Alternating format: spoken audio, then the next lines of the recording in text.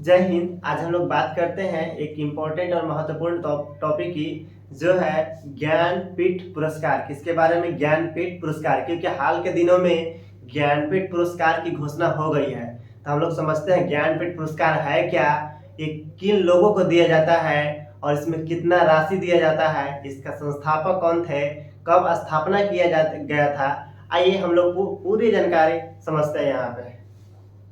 देखिए, इसकी स्थापना की बात करते हैं कि ज्ञानपीठ पुरस्कार की स्थापना कब हुआ था? 1944 में हुआ था, 1944 में। देखिए, संगठन कौन सा है? संगठन की बात करते हैं भारतीय ज्ञानपीठ संगठन। क्या है? ज्ञानपीठ संगठन है। कौन सा संगठन है? भारतीय ज्ञानपीठ संगठन है, जो कि 1944 में स्थापना किया गया था। कौन संस्थापक थे? देखिए, साहू शांति प्रसाद जैन थे। कौन थे संस्थापक? साहू शांति प्रसाद जैन। और इनकी पत्नी थी रमा जैन। कौन थी? रमा जैन। ये दोनों ने मिलकर क्या किए हैं? एक संगठन बनाया है। संगठन कौन सा था? ज्ञानपीठ संगठन। उसकी स्थापना 1944 में किए थे। कब? 1944 में। लेकिन ये प्रारंभ कब से हुआ?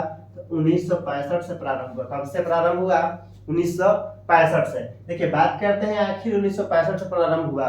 कितने भाषा में दिया जाता है? क्योंकि अगर पात्रता की बात करते हैं तो भारत का सर्वोच्च साहित्य पुरस्कार है। क्या है? भारत का सर्वोच्च साहित्य पुरस्कार है।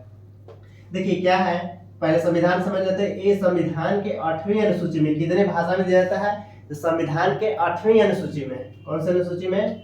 8वीं अनुसूची में टोटल कितना भाषा है? तो भाषा की बात करते हैं, टोटल 22 भाषा है। कितना भाषा है? 22 भाषा, प्लस एक और भाषा को जोड़ा गया 2013 में, इंग्लिश को।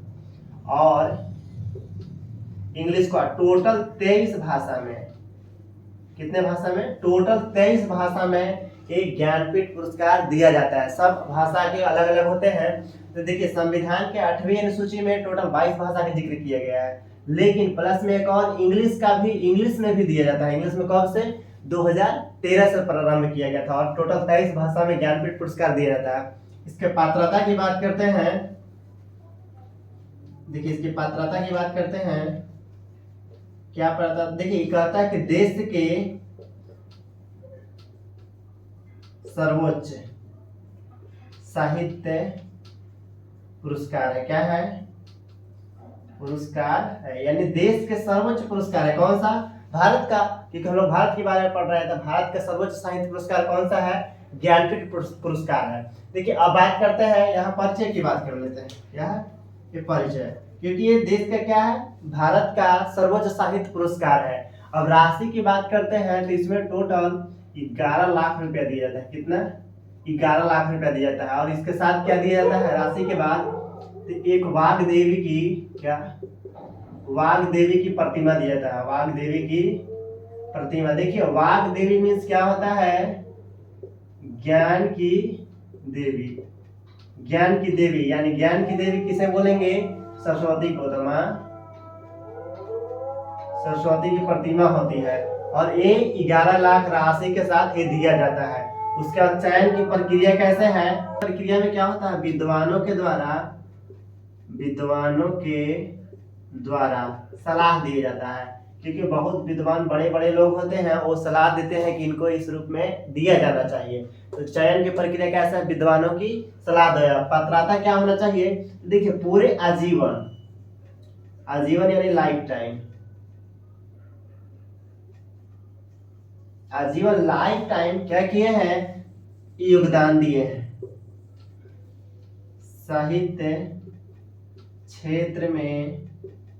योगदान यानी कि पूरे आजीवन अपने साहित्य क्षेत्र में योगदान दिए हैं, उनके लिए ये पात्रता की होते हैं, उनके योग्य होते हैं। और उन्हीं को चयन की प्रक्रिया में विद्वानों द्वारा सलाह दिया जाता है और उनको मिलता है। तो उम्मीद करते हैं कि बात समझ में आया होगा। एक बार जल्दी से रिवीजन कर लेंगे। ज्ञानपीठ पुरस्कार 1944 में स्थापना किया गया। भारतीय ज्ञानपीठ, क्योंकि इसका संगठन है। संस्थापक कौन थे? साहू शांति प्रकाश जैन और पत्नी रमा जैन। प्रारंभ कब से हुआ? 1965 में। संविधान के 8वीं अनुसूची में कितने हैं? 22 भाषा है, प्लस एक इंग्लिश। टोटल 23 भाषा में ज्ञानपीठ पुरस्कार दिया जाता है।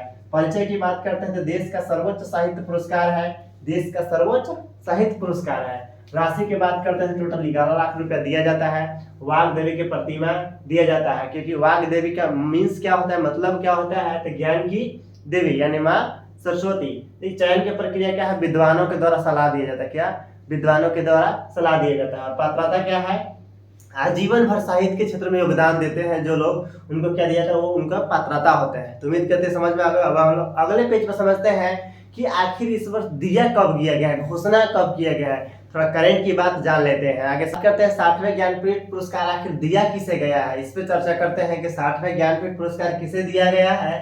तो देखिए 60वें ज्ञानपीठ पुरस्कार घोषणा कब किया गया है, तो 16 मार्च को, 16 मार्च 2026 को घोषणा किया गया। दिया कब जाएगा, तो 31 मार्च को दिया जाएगा, 31 मार्च 2026 को। देखिए किन्हें दिया जाएगा, तो तमिल भाषा में साहित्य पुरस्कार दिया जाएगा। किनको दिया जाएगा, आर वैरा मुथु को 60वें ज्ञानपीठ पुरस्कार दिया जाएगा तमिल भाषा के लिए। ठीक है, उम्मीद करते हैं आपको समझ में आए, क्योंकि देखिए ये आर वैरा मुथु थे, ये पद्मश्री भी मिला हुआ है, पद्म विभूषण भी मिला हुआ है, साहित्य पुरस्कार भी मिला हुआ है, और अब क्या मिलने वाला है, ज्ञानपीठ पुरस्कार।